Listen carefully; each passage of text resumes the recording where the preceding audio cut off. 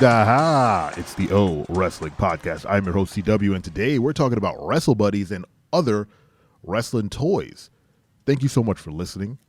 Hit that bell on YouTube and make sure you subscribe to the podcast on any and all platforms. I would appreciate it if you tell a friend about it. Anyway, I was walking through Walmart with the family, and we stumbled upon some wrestling toys. And apparently Walmart has their own sort of signature WWE toys. It's called WWE Superstars. It's like old school, like squat, chibi like wrestlers. You know, they have Undertaker, they have Macho Man, they have Bray Wyatt in a gimmick I've never seen him in. He's like a carnival. What are the carnival hosts? What are they called? Ringmaster. He's like a ringmaster or something. There's Ted DiBiase, and I believe Ric Flair, and the Ultimate Warrior, and Papa Shango. I can keep going. Anyway, the toys brought back memories of, you know, having those old wrestling toys that did not move with zero. What is zero? Zero articulation, where the legs didn't move, the arms didn't move. They were in a perpetual, like, I'm angry, I'm gonna shout at the moon stance, where their arms were out and their legs were out. So it was so that you can smash them together and, you know, make them fight. But yeah, nothing moved, so you couldn't put them in any other poses. Those were the type of toys that I had. Those were the type of toys that I loved. I remember having a Junkyard Dog and a Hulk Hogan. The Junkyard Dog was a gigantic Junkyard Dog. He was big and I think this weird plasticky rubber, where he was very shiny and very stiff, but he had like some give to him. So if you pressed it, it felt kind of like a rubberized skin. And he had completely no articulation whatsoever, but he was huge. He was like a 12, 13, maybe 14 inch action figure. And then I had the normal size, like 8-inch Hulk Hogan, who the only articulation he had was at the hips, which looking back makes, you know, no sense. Like, you can swivel his hips completely around so that his ass was in front of him, but his legs, knees, feet, nothing on the bottom moved. It was always, you know, stiff. And then his arms, they didn't move up or down. They were in like again, I'm screaming at the moon, why did this happen to me pose. His arms outstretched, but nothing else moved. And you can turn his head. So you can turn his hips and his head. So what I would do is I would turn his whole waist around so that his ass was where his crotch should be. And then I would spin his head completely around so that he was looking at his junk. Like his head was facing his back and his junk was back there too. And then I would just pretend that Junkyard Dog completely ruined him for the WWF Championship. These are the games you have to make when there are no articulation in your action figures. And to be quite honest, there was a lot more creativity in the way you had to play when you couldn't do anything. Your brain had to work overtime to make sure that you were having fun. You were like, well, I guess, you know, they've been frozen by, you know, some sort of Mr. Freeze, but you just end up pulling in other action figures. Like Mr. Freeze froze them so that they can't move, and now that they have to fight for their freedom in a frozen state. Who knows? I don't know. Anyway, I've gone down a nostalgia rabbit hole.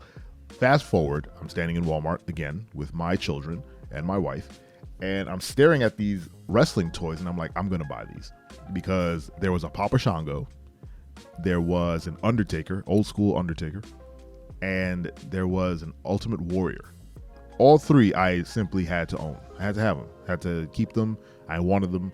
And as an adult male who does surround himself with action figures, it felt right. I was like, okay, I don't own any, you know, memorabilia, any wrestling action figure memorabilia. So why not get these? They kind of look like the old school toys I used to play with. I'm getting them. So I picked them up, and I looked in the back, and I wanted a Macho Man. Obviously, Macho Man's great. He tags the end of the show. I was like, it would make sense for me to have the Macho Man. Of course, Macho Man wasn't there. They had Ric Flair. I didn't really care for Flair. Rhymed. And so I was just like, whatever, I'll get these 3 guys. They are currently behind me on my mantle. They're wonderful action figures. Now, while I'm having this nostalgia trip, my children, being the small people that they are, were looking at the shelves below knee level.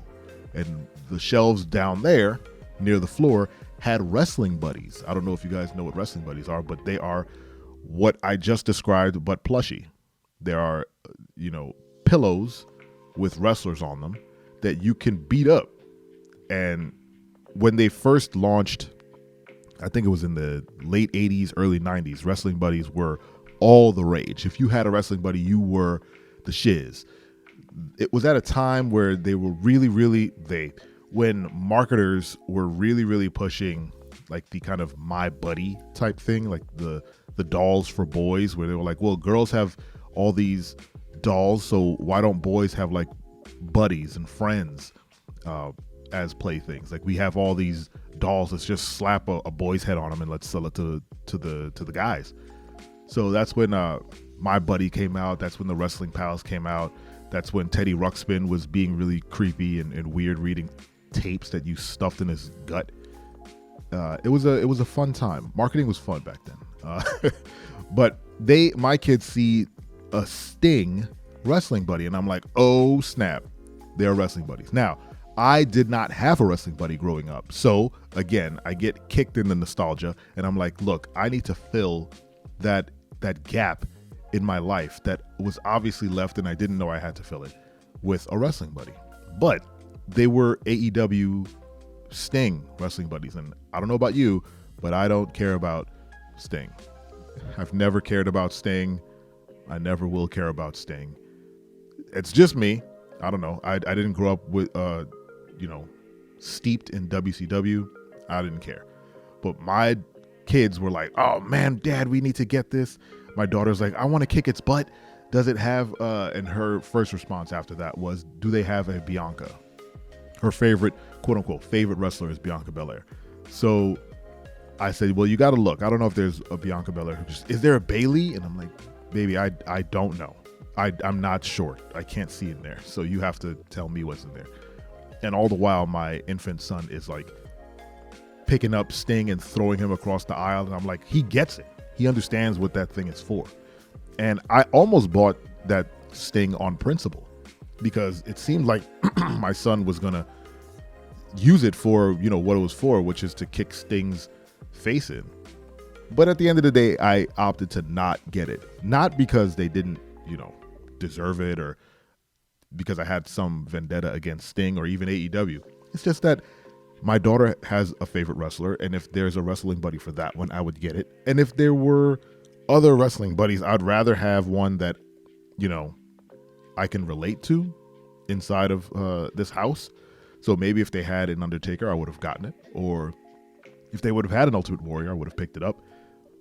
I remember seeing the old Ultimate Warrior and Undertaker and The Rock wrestling buddies when they started putting them out. They kind of cycled them in and out every generation. Because I remember the ones that my generation had. And then I remember kind of like the Attitude Era-ish, like going into quote-unquote Ruthless Aggression era when they had John Cena wrestling buddies. They kind of just say, hey, we have all these blank pillows. Who can we print on them and make some money? And it just, it always comes down to the top stars. So there's always an Austin, there was always a Rock, there was a John Cena. Now for some reason AEW found that stash of human-shaped pillows, and now they're just printing Sting on them because there was nothing but Sting. I'm almost convinced that the public bought every other good one and then just left the Sting one. Because look, when it comes right down to it, why would you want to just beat up on an old man?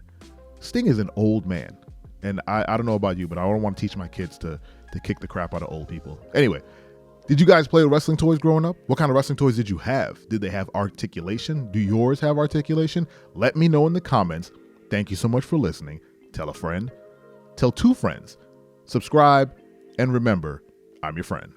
I'm your friend, but if I ever see you in the ring, I can beat you. Don't you know? Yeah, yeah, yeah.